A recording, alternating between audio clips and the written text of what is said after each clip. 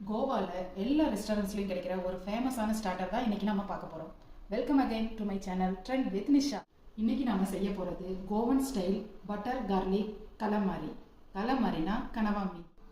கடல் உணவுகள்னாலே omega 3 fatty acid இருக்குன்னு எல்லாருக்குமே தெரியும்.